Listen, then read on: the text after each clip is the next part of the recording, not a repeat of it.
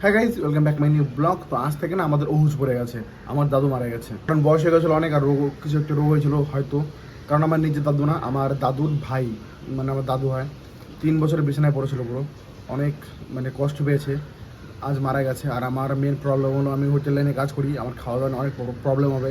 কারণ আমার রান্না করতে হয়, কুকিং করতে হয় গেস্টের জন্য, সেসব সব খাবার চেক করতে হয়। আর নিজের খাওয়া আছে, হোটেল লাইনে সব ম্যানেজ করা যায় না। তো ভাবছি সব আমি কীভাবে ম্যানেজ করবো। আর আজ থেকে 15 দিন আমার খাবার নিজে আলাদা সব বানাতে হবে। পেঁয়াজ মেজ তো কিচ্ছু খাওয়া যাবে না, তেল মেল কিচ্ছু খাওয়া যাবে না। যাই হোক, আর কী বলবো, সব বানাতে হবে। যাই হোক, যদি ভিডিও ভালো লাগে একটা লাইক করে দিও, সাবস্ক্রাইব করে দিও। আর যদি কিছু ভিডিওতে খারাপ লাগে ভালো লাগে, যাই হোক কমেন্টে জানিও কি আমার কি মানে ভুল খারাপ। ব্লগটি পুরো দেখো, দেখো কী করি আজকের দিনে। তো কলা নিয়ে নিয়েছি, আর বাড়িতে মাকে ফোন করেছিলাম যে কি খাবো কি না খাবো। মা বললো আমি তেল, মাংস, ডিম এইসব ছাড়া বাকি সব কিছু খেতে পারবো। গায়ে সাবান দিতে পারবো না, চিরুনি আসতে পারবো না। বললো ভেজ খাওয়ার জন্য গার্লিক মার্লিক মানে পেঁয়াজ রসুন খেতে মানা করলো। তো চলে এসেছি কাজে। তো ব্রেড নিয়ে নিয়েছি, এর মধ্যে দিয়ে দিয়েছি গ্রিন বাটার, সাথে আছে কলা। মানে এই সবই খেতে হবে। हाँ चलेगा नहीं यार, एक ही तो पार्टी है, संडे का पार्टी क्यों नहीं, मंगलवार का पार्टी है ना। তো মঙ্গলবার পার্টি চলে এসেছি, সব কথা চলছে এখানে। তো খাওয়া দাওয়া হয়ে গেছে, ড্রেসও নিয়ে এসেছি। আর এখানে দেখো গাজর, লাল গাজর, এগুলো যে বানাবে গাজরের হালুয়া। তো এই হলো ক্যাবলা। এখন এখানে স্যালারি কাটছে, মাইনেওয়ালা স্যালারি না, পাতাওয়ালা স্যালারি। এখানে চাল আর ডাল ভিজে দিয়েছি, এটা ভাবছি ফেনা ভাতের মতো বানাবো।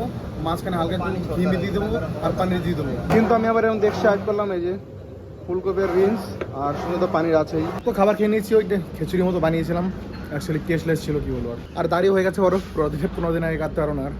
আর এই সপ্তাহে না ভাবছি আমি জিমে ডেলি যাবো, কারণ আমার লাস্ট উইক আমার কি বলবো শুধু 2 দিন জিমে গেছি, আর বাকি একদিনও জানি। তো এই সপ্তাহে পুরো গিয়ে পুরো রিকভার করতে হবে, নাহলে হবে না। তো আমি এসেছিলাম নিচে, 5-10 মিনিট হয়ে গেছে। এখন যদি উপরে যদি কোনো কাজ মাছ থাকে তাহলে কাজগুলো করতে হবে, তারপর আবার যেতে হবে জিমে। তো এখনই করতে হবে খাবার প্যাক, তোলে বেঁচে গেছে রাত্রে খাবারের জন্য। হ্যাঁ দেখলো প্যান দেখলো এর মধ্যে আবার চলে আসলো একটা অর্ডার, সুপের অর্ডার।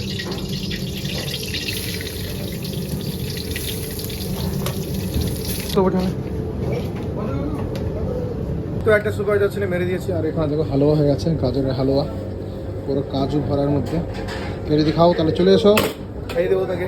তো আবার চলে এসছে একটা অর্ডার নুডলসের। 4:45 দিকে রুমে চলে এসেছিলাম, আর এখন প্রায় 4:10 বাজে। তো রেডি হয়ে গেছি, এখন যাচ্ছি জিমে। চলে এসেছি, ভেবেছিলাম প্রথমে যে ব্যাক মারবো, দেখি অনেক বাচ্চারা আছে তার ব্যাক মারছে, ওদের সাথে মারলে ভাই আমার অনেক টাইম লেগে যাবে। এভাবে আজকে শোল্ডার মারবো। এই পায়ের অবস্থা দেখো, যেমন প্রথম দিন এসেছিলাম পায়ে পুরো বিছে লেগে গিয়েছিলো। তো এখন হচ্ছে কিছু তাই কী বলবো, আগের থেকে অনেক ভালো গেছে হাট এখন।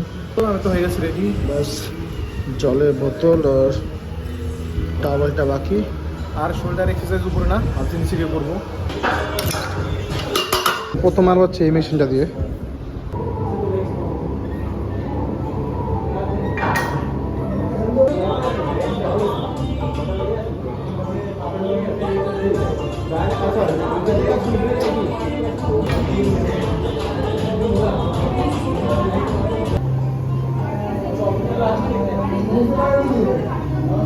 তো ওখানে 3 সেট মারা গেছে, এখন চলে এসছে এই সাইডে। এখানে বসে আমার 2টো মারা গেছে, আর একটা লাস্ট বাকি আছে।